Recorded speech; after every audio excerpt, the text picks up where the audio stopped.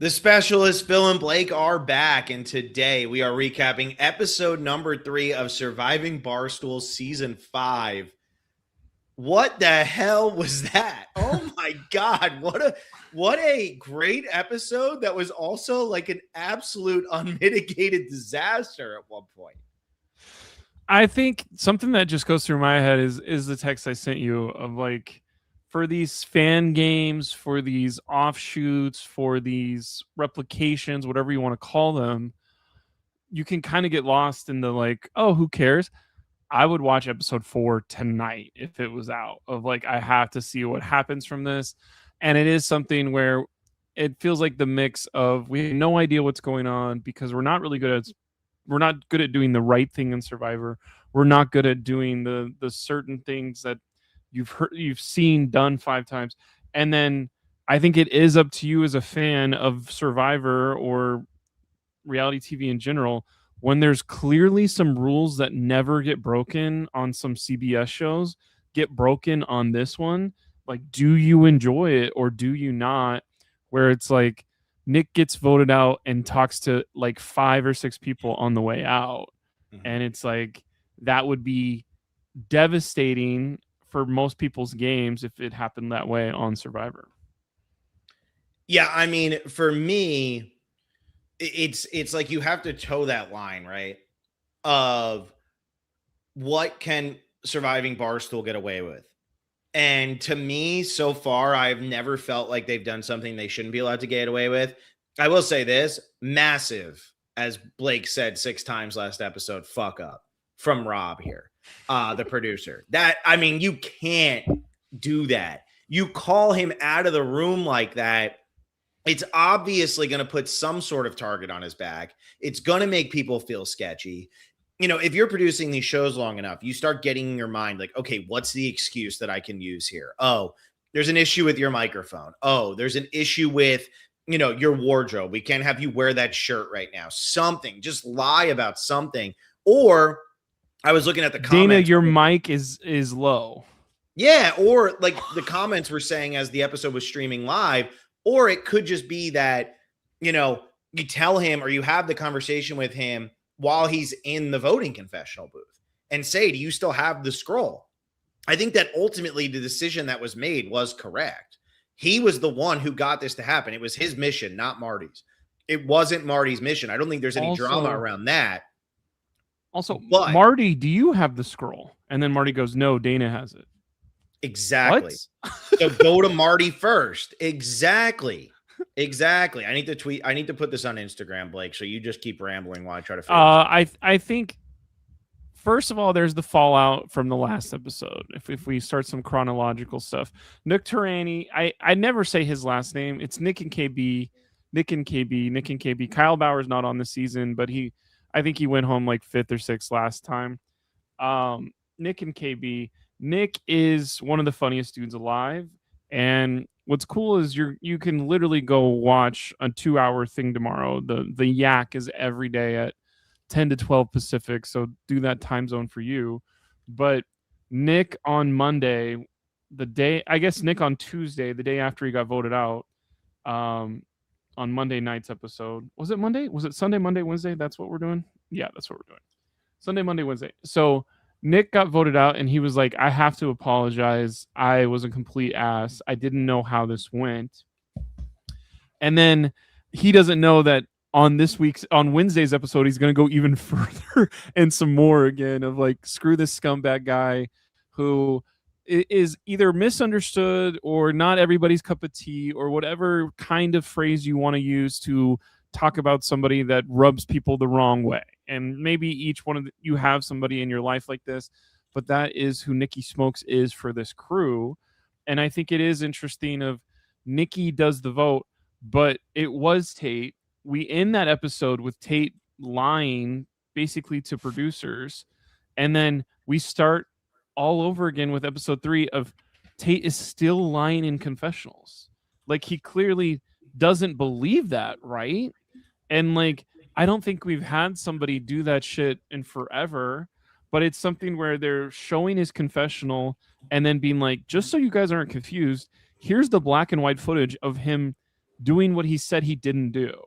And I think that is probably the funniest thing I have seen of like a something that could never happen on Survivor, because they would probably sit there and like, we're not leaving until you tell the truth. Well, Like we need to share with this with our audience. Like, you can be a mastermind, just don't lie to the producers.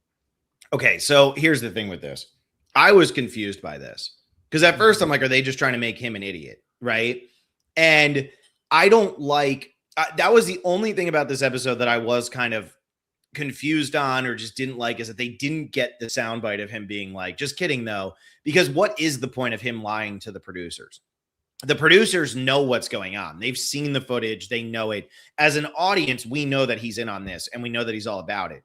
So for me, it's like almost from a storytelling perspective, it's not working because Tate is saying one thing, but then he's reacting a totally different way. And as an audience, we know why he's reacting the way that he's reacting, but it is confusing because at first I thought that the editors were trying to roast him and be like, this guy's trying to act like he doesn't remember any of this, but in reality, he's actually the biggest part of all of it. I know I had said that last time. So for me, it's just it's a little weird. And I don't know if I love that that's how that worked out. I don't know if I love that that's how that played out. So, but I will say in terms of the rest of the episode, the fact that Hannah Montoya went home was insane.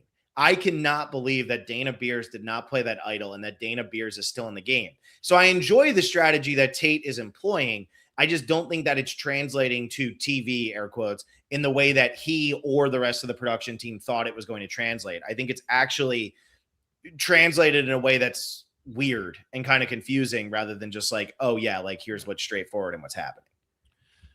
But I also think like here's how you're supposed to consume this content that Barstool's putting out is you are supposed to go to Twitter, where normally there would be gag orders of you can't talk to people that are currently on the season. There's people going, well, that was freaking bullshit. Like I was doing this and this, and you're like, oh, okay, cool. And like then they talk about it of there's somebody that like, unfortunately, somebody's like, this doesn't happen until episode 6, and you're like, shut the. Now we know you make it to episode 6, dumbass. Like, okay, thanks. No, I'm not going to say who it is because it would maybe ruin a couple episodes coming up. But it's something where I like this different flavor of the show more than I thought I would at this point. And I have watched. I went back and looked at this stuff. I've watched a bunch of episodes, season 3 and 4. 4 I kind of fell off on because after they did a merge thing at a feast and I did not like it and I just dumped out after that. But Barstool season 3, Surviving Barstool season 3 is the one where I was like, oh, I am watching this, and got most of the way to the end. For some reason, I guess I just don't watch finales. And no matter what Survivor it is like, we kind of know what's going to happen. I don't really find because Joe Hunter is going to win. You don't need to. Yeah. I don't want to live in a world where Joe Hunter doesn't win unanimously, and that's just the world I live in. But no, I think Tate is like saying, he's not sarcasm. Tate is not a sarcastic person. I think he's doing a bit where he's lying to the producers in the confessional. That's what I'm doing. But it's just not working. Does that make sense? Like, it's not translating at all. Because yes, he's doing the lying. And what's great is everybody's running around hating Nikki Smokes, right? Everybody's hating Nikki Smokes. He's the reason that Nick Tirani went home. We hate him. Let's get Nikki Smokes out of this game. This guy's a tool. You know, Brandon Walker is screaming about him. Awesome. All of that's still going to happen whether Tate lies to the camera or tells the truth to the camera. So that's what's confusing me. Like, is he worried that people are going to be able to hear through the walls with confessionals and stuff? That's what I mean, I wouldn't be surprised if they're like, oh, we left the confessional door open and everyone heard, and that's how you get eliminated. Like, because it's that's going to happen to somebody like in 2 weeks. I think the other thing with Tate is if I don't cop to this, other people have to edit something to make me look bad. I can literally plead the fifth and be like, no, that's not what happened. And then it's up to a team of editors to prove my guiltiness. And there's something about that where, like, if he's trying to be CEO one day, he can be like, no, I personally never said that. He'll never be clipped saying I backstabbed Nick Tirani. he'll never be clipped saying I backstabbed these people. It's up to the editors to do an extra layer, and if you don't have more than 10 seconds to get a clip from somebody, you can't say how culpable he is, which is like in his mind important, instead of like there's some people that come on here to do entertainment, and I think he's coming on to do some other certain thing of like he's a scumbag but not really. So let's talk about, okay, getting all that out of the way. As Matta says here, a lot of these people on the cast don't know Survivor well, but it's leading to very interesting, erratic gameplay. I feel like what I've watched so far, I've been very entertained by. Were you as shocked as I was? And I know that you're probably on Spoiled Survivor, but were you as shocked as I was that Hannah went home here? Like, Dana Beers was toast. There was no way. Legitimately, I was like, how are you not playing the idol? And I couldn't like, believe he didn't play. There has to be at least one conversation that Dana was in, or like, I think that is something where if me, you, and Will were up with 3 other random Survivor influencers at a pop fest, like, is Phil gonna vote me out? No. Is Will gonna vote me out? Maybe. But I have to look in Will's eye and go, after all we've been through, doesn't it make more sense if all 3 of us get to the next round? Because for our podcast, like, put every kind of ethos, logos, and emotion. What's the other one? Pathos, logos, and like get all of that going. And then you look Will in the eye one last time and you go, you're going to save me, right? And Will is flopping back and forth. And this was Will going in this scenario. I feel like that's maybe something that anybody watching can figure that out of, like, I guess I'll keep Blake around here, where I think it was, we're boys, we're in the Chicago office. I already got rid of Nick Turaney. That's something that I'll have to live with, but I don't want to have that same feeling with Dana Beers, because this is who I go out for beers with after work, like twice a week. And what's so funny is the only one who's coming out of this taking any shit is once again Nikki Smokes. Because now it's been set up by Tate and by Danny to be like, no, Nikki Smokes was supposed to vote a different way. This was supposed to only be an what if this happens vote. This wasn't supposed to be the full vote. And so Nikki Smokes is coming out of this once again, he's going to get blasted while everybody else is just going to be coming out scot-free. And now Dana Beers has a full idol in his pocket that I don't know if he's going to be smart enough to play it correctly or not, based on how he's been talking about the game. But he does have a full idol. He successfully completed that mission. And Blake, if I'm not mistaken, at the end of the last episode, I asked the question, is Dana Beers going to complete this mission? And your answer was no shot. And we're technically both right. It was Marty that did it. Well, he had to give it to Marty, who gave it to Meek. That's fair. I mean, I know that we had a comment that came out before we even went that said, Nick Snyder, unbelievable that Dana actually received the idol. Shame on Will for allowing this to happen. I love that Will gets the shit. His mission was to give the idol to someone and have the person play it. He gave it to Marty, not Meek. No, the whole thing is you have to give the idol has to be given to somebody who plays it incorrectly. And this was played incorrectly. Meek goes home. Like that's all it comes down to. Meek goes home and Meek played the idol. He didn't give him the tube. He just gave him the idol. So it was still his mission. It was still Dana's mission. I do think they got this part of it right. I just can't believe Rob walked into the room right before Tribal and said, hey, can you come here for a second? We have to ask you a question. The other thing that I thought was very funny of like producer interference or producer, like, I think Survivor producers are like, there's so many like by the book things. We have done this for 25 years. Alpha is going first, beta is second, and like all alpha must be out of base before beta comes in. And like that is clearly not what's happening here. And it's like, not only are we not going through our checks, like Rob is the lead dude. Rob is the allegedly they're writing lead producer. Why would they lie about that? So Rob is the one in charge, probably besides the host, who we're going to look to Rob to have the right decisions. And I think somebody said this in the chat too, of like, imagine you're playing a game of Survivor and you're not only playing against the Rat Tribe and the Snake Tribe, but you're also trying to like not get fucked over by producers. And that's something where I'm like, that would be so stressful of like, do I have to do your job for you, producer? And like, I think what's very interesting about this specific dynamic, all these people work in media, and Yeah. all these people, they aren't people that are like, how does this work? They do this all the time. So it is something where it's like, if, and like, I don't know anything about Inner Barstool, but 18 people, instead of being in front of the camera or behind the camera, are on the show. But some of those people are maybe better producers, or maybe better story, right? Or maybe better instincts at making content or making entertainment. And I think that's a very interesting dynamic of like, Rob, how are you so bad at this when there's maybe like 5 or 6 people on the cast that could do your job better than you?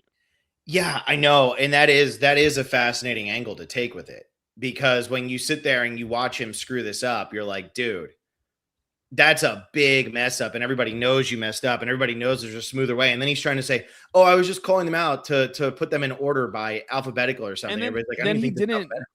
if he committed to alphabetical, it was, he should have just been like, it's alphabetical. Yeah. Dana, Danny, and that's correct. Dana, Danny, Hannah, Nikki, Tate. That is literally alphabetical, the way they were. And it's like, how do you not commit to that? Like here, they're literally like, here's your way out. And he's like, screw that. I'm gonna Screw going out. yeah, like Yeah, what are we it's doing? it was definitely a mess. And I love that the episode, like, the way it was put on YouTube and everything, was producer screws up somebody's plan or whatever it was called. And I love, we're all waiting for it to happen. We all knew something was going to happen, and we're all waiting for it, waiting for it, waiting for it. And then when that happened and they pulled Dana aside, and then I was like, man, if Dana goes home because of this, that would be insane. If Dana doesn't get the idol and then goes home, that would be insane. If they give it to Marty, like, to me, this was never meant to be Marty's at all. But there were so many different layers of this that clearly had not been thought out, that maybe weren't in the fine print, that needed to be in the fine print, or at least probably will be in the fine print moving forward, that, led to a lot of confusion from a lot of people who were out there. It ultimately ended up working out perfectly, because Meek Phil goes home. They didn't even have a tribal council for Meek Phil, which was hilarious. They were just literally like, okay, great. Like, you all sat down. Meek Phil's going to go home. And they just get up and vote. I But think 4 bad idols should equal 1 idol. I think it Like, should equal one idol. get So, out of here. he gets out of the game. They go up, they vote. Now the idol is real. Now we're trying to figure out who gets it. Dana gets it. Dana doesn't play it, because I was also like, how are they determining which tribe goes to tribal council first? That kind of seems like BS too. Is that random? Did it just work out for them? Because if this was Survivor, it will be waiting for you back at camp. That's how it would be. It wouldn't be in your bag when you get the tribal. It wouldn't be given to you at, tribal council itself, unless it was like, oh, you get an extra vote or something like that. It would be given to you at when you got home. And so I was like, how did they do this order? So the fact that the idol wasn't played, the fact that Dana got it, and the fact that Dana survived it, I actually think that this was probably the most perfect way that it could have went down for Surviving Barstool in general. Because it was, watching Hannah get voted out there and the reactions of everybody was amazing. I do think that's something that is very fun strategy to play with, of like, let's split our votes. Which ones are you guys doing? And that's one of the most famous Natalie Anderson things of like, oh, I messed up. Ooh. And that's something where I think you could have done that all over the place on this one. But that's something where Tate is like, oh my gosh. But like, who would you rather have in the game, Dana Beers or Hannah, if you're these 3 people? And I think it is something where, Hannah, was she going to go far? I think this is as crazy as the Nick one to me. Of, this could have been the girls working together and being like a duo that gets used, and maybe is a flip flop vote in the middle of a lot of people. And now that it's just Danny left, I don't think that's going to be an available storyline for most people. Yeah, I thought for sure that it was going to be Danny, Nikki Smokes, and Hannah who were going to end up working together. Now, again, I don't know the inner workings of Barstool. A lot of people corrected me and said that Son of a Boy Dad is the name of a podcast. And Blake claims that he knew that, but he never corrected it. So Blake just likes to leave. Francis Roan and Little Sass have a So Blake podcast just called likes Son to of a leave Belly his Dad. podcast host out to dry because it's nice to watch Phil slip sometimes. I'll keep that in mind for the next time you're really, really struggling and you're about to throw one of your famous hissy fits. We'll go and see how that goes for you. But anyway, clearly I don't know the inner workings and stuff, but I did feel like that group of three was going to end up sticking together, especially since at the beginning of the season, it's like, hey, by the way, Nikki Smokes is super horny and just like is asking if he can have sex on the show. So I think the other thing that is very funny about Survivor that is so hard for us to see from our couches on Fiji, but it's a little more obvious to see it now. You can't go halfway. You can't go, I'm going to get rid of Nick because this is a game. And then the next vote out, you go, I can't get rid of Dana. It feels too bad to do that. And now you're messing up your alliance that would have been super strong. You're coming off as wishy-washy. Your vote off of Nick makes Nick feel worse about it. Of, oh, you would backstab me. You wouldn't backstab Dana. Okay, now I'll remember that for the rest of my life. Like, when you pick an idea of, am I going on interpersonal office stuff based on the last 2 years of working here? Or are you going on what could make me win this 250 grand? I think you have to make every decision based on that from the very beginning and be so you don't want to be unpredictable because then people go out of their way to mess with you. Yeah. No, I hear you on that. And I think with the interpersonal relationships that are already involved coming into this show, it makes it harder for them to determine, is this the right move? Is this the wrong move? Where do I feel bad? Where do I not? But I think ultimately it leads to just more compelling gameplay. I mean, Tate is playing really, really, really hard. And so, we're getting a type of gameplay where he's able to navigate because he knows how people feel about each other and he's able to use that against them. And he's actually been doing it really, really well so far. Let's talk about the mission. The Klutz have to drop 5 times in a row and then come back and win anyway. But then they all get to that one where they're all dropping like crazy. Blake, why did nobody use the grooves on this? Did everyone do the Klutz mission basically?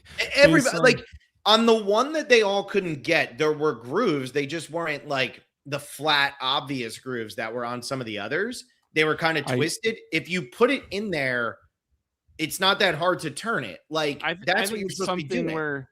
Where if you apply pressure, it would go up and down like that instead of. It did seem pretty hard on that last one. The first like 4, I was like, this is kind of as the Barstool populace smarter than the average bear? No, but that last one of like, you got to lay it this way and then. I don't think you did though. That's what I'm saying. Like there were grooves in there where I think you could have used the giant chopsticks and slid them into the grooves where like you're giving it a place to nestle. It's twisting, but you can still fit it. Like that one had actual grooves in it. And, being that I've known Will for so damn long and knowing how his brain operates, you have to be looking at all the pieces of a challenge. I mean, we've been watching Survivor for 50 seasons. You have to look at all the pieces. If something is there, it probably is meaningful.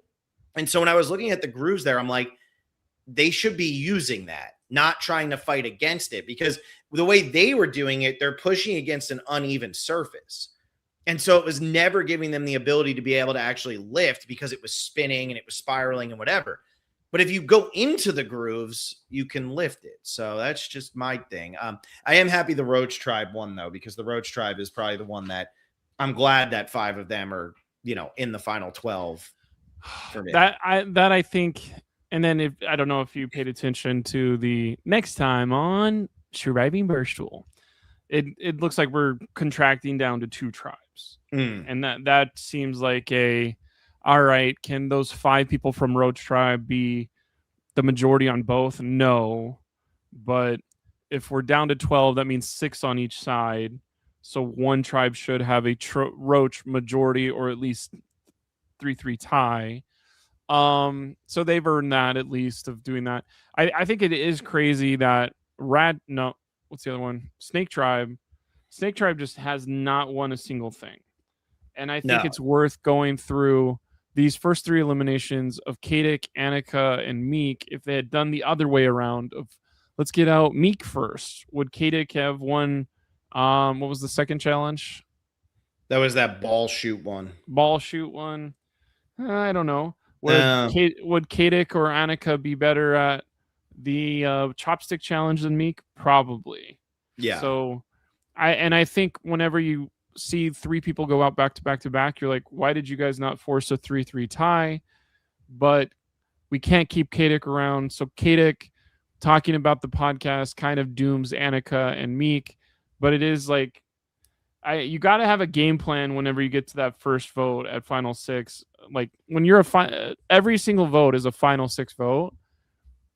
I think it is something of you need to vote not who's the easiest vote, but who gets you to the final 3 of your 6, because that is most likely going to happen no matter what. Yeah. And this is where, we talked about this in our other episode that we did on Monday, but this is where Survivor just missed such an opportunity with the 24-person start and having 3 tribes of 8. You had a 3-hour premiere. We should have had 2 tribal councils, and I think that has been kind of the bread and butter of this season of Surviving Barstool, is that we're getting 2 tribal councils every time. So you have to be the winner. There was nothing that snake tribe was ever going to be the best at once they voted out Kadik. There was no way they were ever going to be the best at anything when they decided to keep Meek Phil around. So when you're never going to be the best at anything, you're always going to lose because you have to be the best. And it's led to a lot of fun over there. I mean, obviously that was the obvious, tribal council. They vote out Meek Phil. They barely even have a tribal council, but there was the fun drama around the fact of him using the idol and who's it going to go to. Marty Mush is sitting there thinking, I'm going to get this. This is going to be great. And he ultimately doesn't, because it is still going to, go back and be given to Dana. So, but like being able to watch the 2 tribal councils and have a tribe that just constantly has to keep going, we've gotten to know like what their motivations are on everything. And, having Roan, Glennie, and Marty, like that's a good trio to have now. And they are like a fun underdog, air quotes, trio to root for once you actually do get into some sort of swap thing. So regular Survivor just totally dropped the ball on that. It was so stupid not to do 2 tribal councils the entirety of the pre-merge and instead do 1-1-1-1-1. Oh, blood moon. And then do a bunch of double boots in the post-merge. Like the thing is, you're saving your cast that way, but you're not giving your cast anything to do. So we're not actually seeing the members of the cast anymore than we would have been had they gone to tribal councils more. Like you're giving them nothing to do. This cast always has something to do. And like tonight, Pat, Brandon, Dante, Tommy fights. We barely heard from any of them because they won. And because most of this episode was the challenge and then all the drama around what's going to happen with Dana, but we still heard enough and they were still fun in the challenge. They haven't really had anything to do, though. And that's what always happens in Survivor, whether it's Surviving Barstool or regular Survivor. The tribe that wins has nothing to do. U.S. Survivor is giving us 2 tribes of that in a 3-hour episode, which just made no sense. I think one thing that I want to jump on real quick, too, is the drama with Dana. Like, at literally no point should any producer think Marty is getting the idol here. Like, based on what was edited, what was shown to us, what is written in the thing, like at no point did Dana go, I want you to have this mission. Use this for Meek.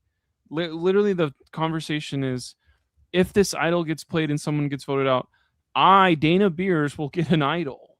And Marty goes, okay, that's good for all of us. Let's do it.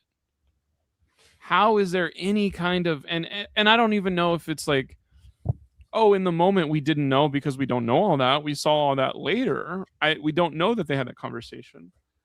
But it is one of those things of like, is producer negligence or producer uncertainty a 17th or what you call it, 19th character on this? And how many times can you do that before people go, man, screw this? Like, why am I paying for Rumble Premium if they're not going to take this seriously? And this doesn't feel like, it feels like a sham thing. Or is this a real competition? Or what are the rules here? I feel like they are getting kind of close to that of like, why would anybody think Marty Mush is going to get an idol based on what was presented and happened? So the thing is, I almost look at this as these are athletes, right? These are people who are around sports. These are people who, they have some sort of competitive nature to them. And so my thinking is we just watched 2 months of the World Cup, right? And in the World Cup, we watched the Paraguay France game where Paraguay just dove all over the place, was throat chopping people, was just doing nothing, right? They were just being terrible the entire time. But it was their strategy to try to win that game. And if the ref's not going to call it, you're going to try to get away with what you can get away with. That's the whole point. When you're playing in a sport, what's the old adage is if you're not cheating, you're not trying. Like if you can get away with it, because it's not cheating. It's within the rules. And I do think that there's so much of what these people do of like, can we get one over on the producers, right? Because there's not going to be a person from whatever the checks and balances is that's out there for US Survivor for every challenge that called out Tiffany for not picking up her foot fast enough. That's not going to be happening in this situation. So I think part of this is a little gamesmanship from Marty of like, hey, I'm going to get this idol. Thanks, guys. Knowing that he's probably not going to get the idol, but now he can complain about it and say, wait a second, I gave it away. And he can try to really, fight this and figure it out. I do think that that's part of the strategy of a lot of the guys who are playing in this game because, it is something that can work because, you're not having the same really, really tight coverage that you're having in other reality TV shows. So I'm not surprised that Marty's trying to do this. I don't think Marty thought it was going to be his. I think Marty was just being Marty. Yeah. And I think that's something that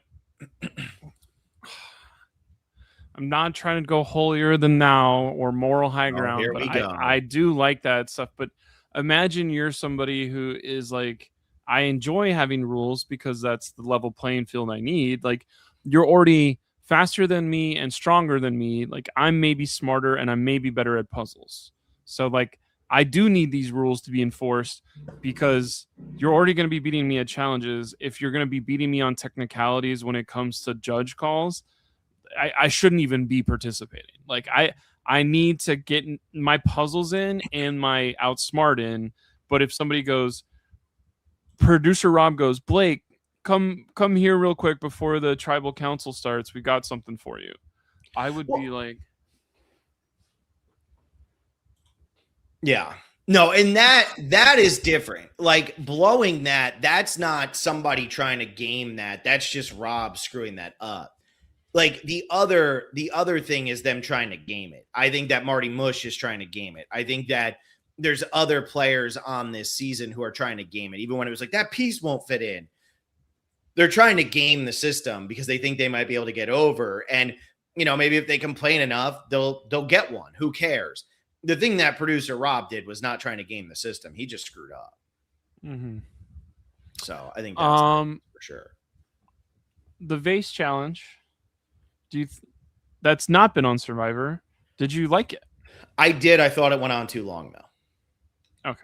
Yeah, I think that's another one. Like, I think it was probably about 15 minutes long or maybe 20 minutes long, and it could have been 5 minutes shorter wherever it landed.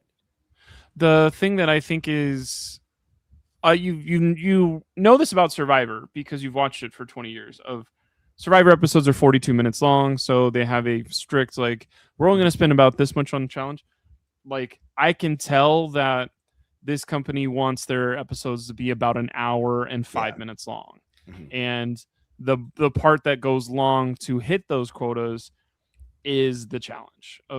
We could have sped that up completely, having people fail multiple times over and over again. Okay, somebody came back. Even the Tate thing of like, I have to drop 5 at the beginning. It's like that ultimately didn't matter. Like, if we were trying to save time, we could have just had the last one is so hard. I'm going to drop it an extra time to get my 5th. But we got to go. But I guess that was the reason they were 2 behind for most of the challenge. So maybe you have to show it. Yeah. I feel like, I'm so used to the rhythm of like what Survivor challenges are and even like what Traders challenges are and other reality TV shows where they don't. They don't focus on it a lot. I think the other thing though is you have to think like, what's the Surviving Barstool audience? The audience is people who are more into games and sports and stuff like that. They might not always be there. Like a lot of people who are watching Survivor are watching for the strategy. A lot of the people who are watching the traders are watching for the celebrities. A lot of people who are watching Surviving Barstool are there for like some of these like blow ups that happen at challenges when Dana comes up with the idea and then Tommy Smoke steals it. And he's like, really, you're stealing from me? You're the Survivor savant. That's what people look for. I always think, what's the one guy's name? The crazy guy who stepped off the circle the one Rico time. Bosco. Rico Bosco. Like that's what the Surviving Barstool fans are looking for. So it makes sense that the show is spending more time there. I just don't think it needed to be. It was a long challenge and there were so many fails at the end. And like you hear all the time from other shows where it's like that took an hour and a half.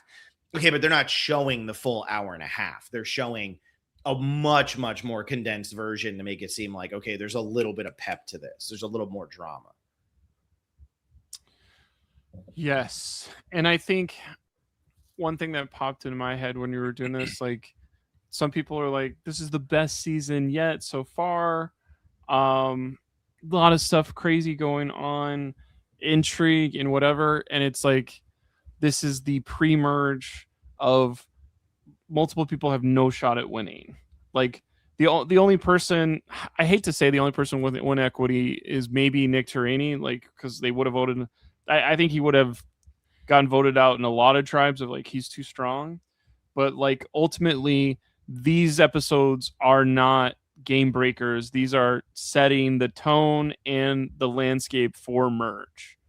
And I think that's what's interesting to pay attention to whenever we go into two tribes.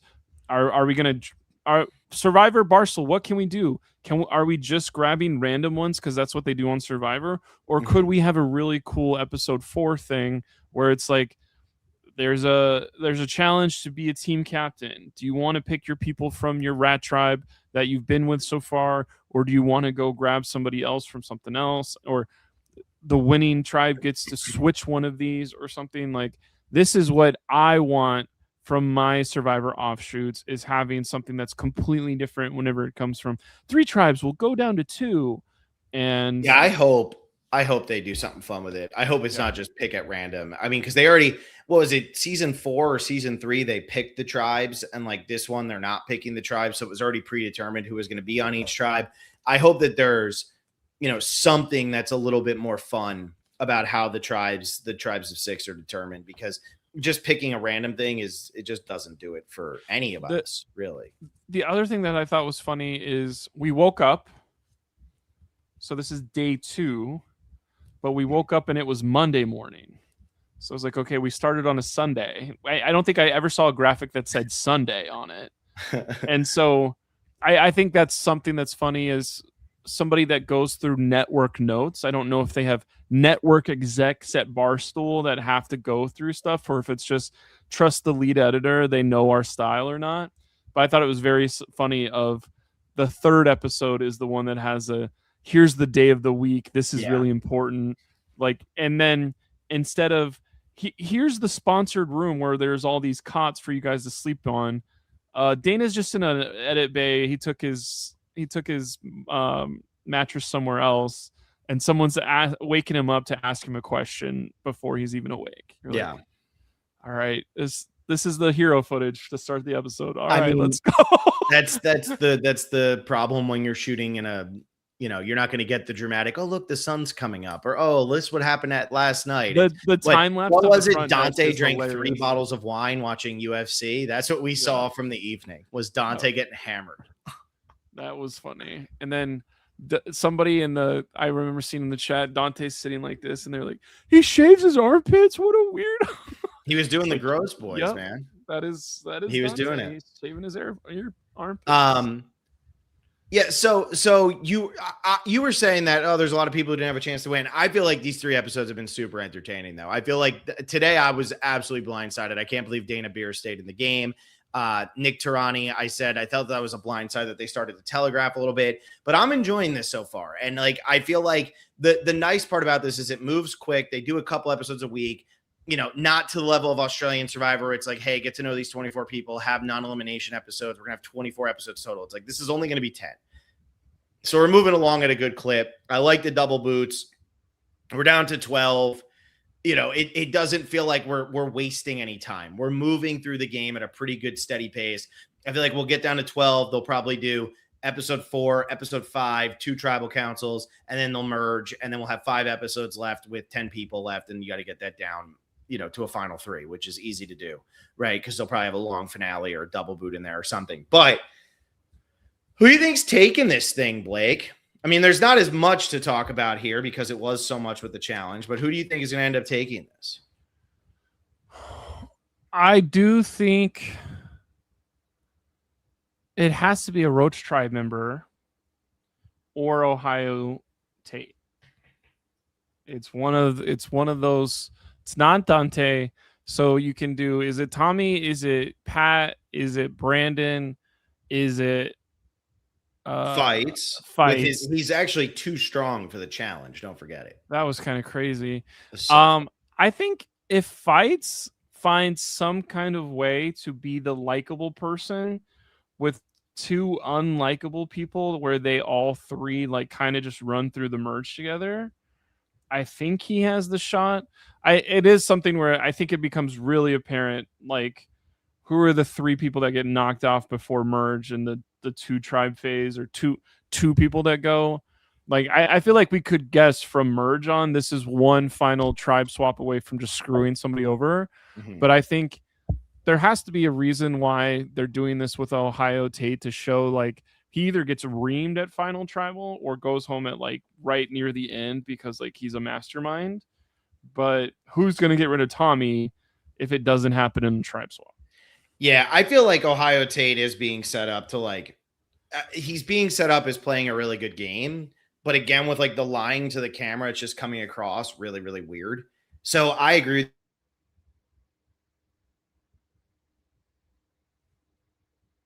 The winner's probably from over on the road. So it's like Pat, Tommy Fights. I'd love a Fights win. I was dying when he was like, the only problem is like, if I have to do this for 20 minutes, and it was like, oh, 20 minutes. Like, cool, dude. Like, yeah, you can hold your arms out straight like that for 20 minutes. Like, so you're actually saying you're just too strong. I mean, I like that kind of ribbing. I mean, what do you think about what's going to happen when they do swap here? What is the dynamic? Like, Roan, Glenny Balls, and Marty seem like they're good. What's up with the Tate, Nikki Smokes, Danny, and Dana tribe? Like, would they, because I feel like the Roach people would stick together, maybe with the exception of Dante, but I don't think anybody's taking Dante all that seriously.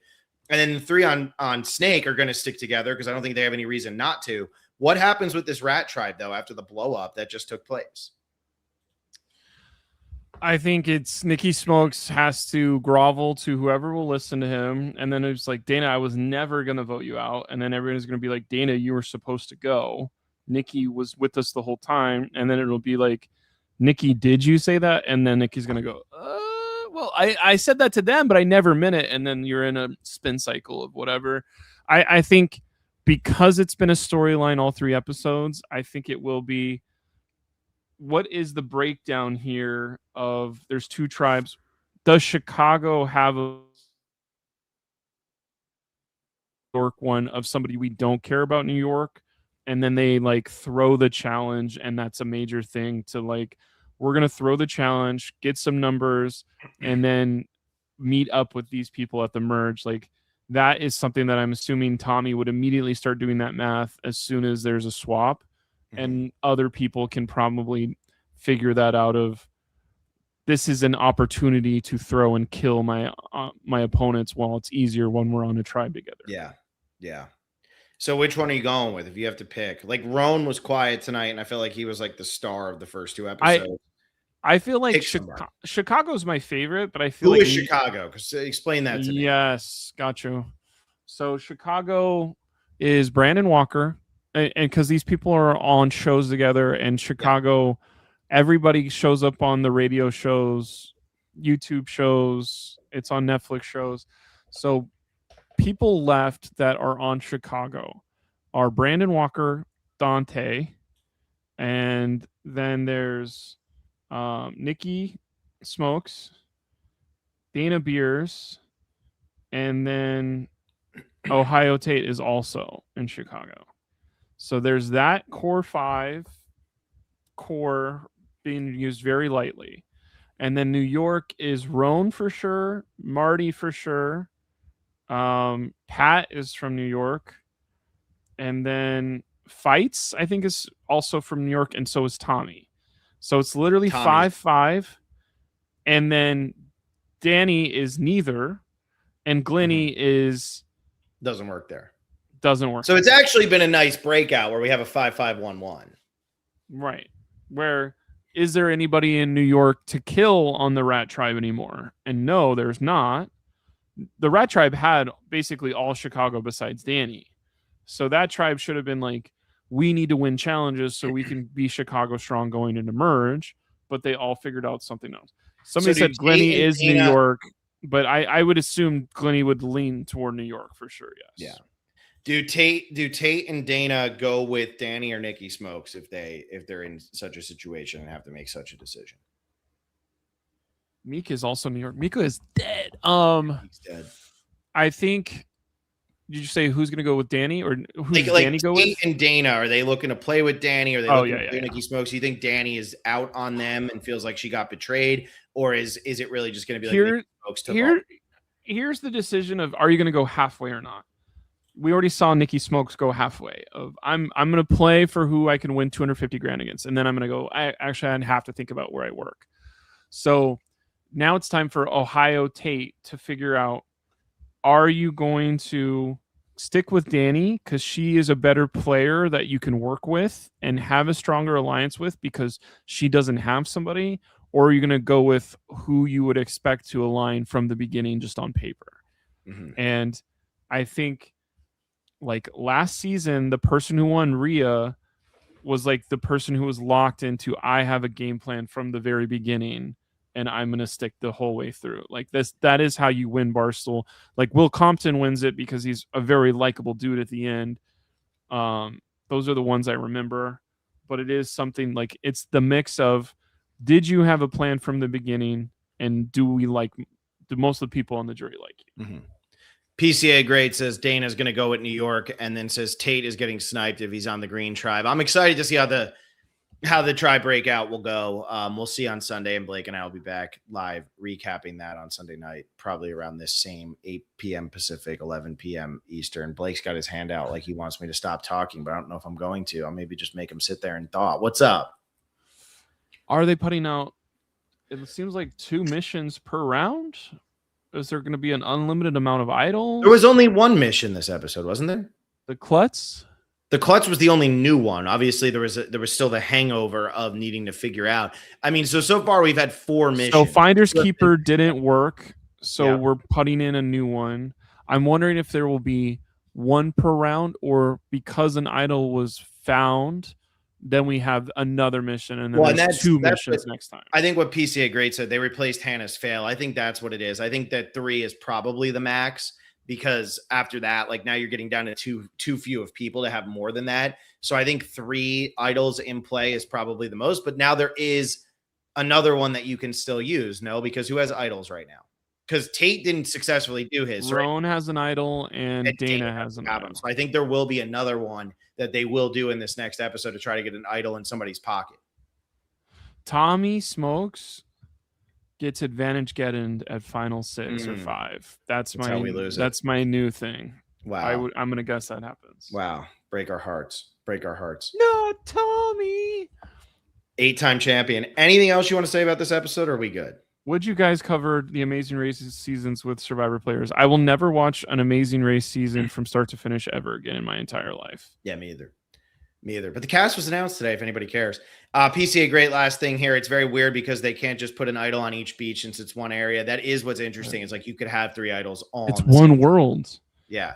Are the one world elements hitting it for you of like, damn, we should do one world. I love that they all just talk to each. I love that it is a game that has a purpose and everybody wants to win it. But I do love that the rules are kind of loosey-goosey and everything's a little all over the place. I'm into that. So I would complain about it if it was on Real Survivor, but it's a nice change of pace.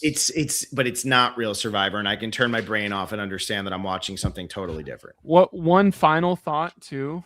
A lot of things that you can watch on Survivor Maryland, Survivor blah, hoo ha. I this is coming from a place of love. I promise and swear to God. Lot of gay men on those. Lots of women on those. And so I think it's so interesting that this is so different of its like almost 75% male. It's only one gay guy on there with Pat. So usually these Survivor like I know exactly how to play. I've seen every season of Big Brother and every season of Survivor. Whether it's very interesting that the ORGs or Survivor spinoffs are so queer and women focused that this is such a different flavor of it, which is super interesting. Of like, this is hoo hoo raw, and like whenever somebody loses a challenge, but like Dana did really good, like maybe we should keep him, is just something that would never happen in Yeah, 80% of those other ones. It's a broier version of Survivor. I mean, that's what it is. And that's what, Survivor needs some of the energy that's here. I don't think it needs all of it, but I do think that Survivor has been missing this type of energy in some capacity. I mean, I think David Kinney was probably the closest thing we've had to this level of energy in a very long time. So, all right, that's it. Thank you all so much for listening. Hope you enjoyed this episode. Please like the video and subscribe. Make sure you let people know that we're covering Surviving Barstool. This is what we're doing throughout August. We'll be covering every episode, recapping it probably around 8 p.m. Pacific, 11 p.m. Eastern time. If you haven't checked out the Traders cast assessment that I just did with Will, I literally did it right before this. My throat is killing me. I can't make it. So like this video, subscribe to the channel, patreon.com/thespecialist. We start Heroes, Healers, Hustlers tomorrow. And that's it. We'll see you guys next time. See ya.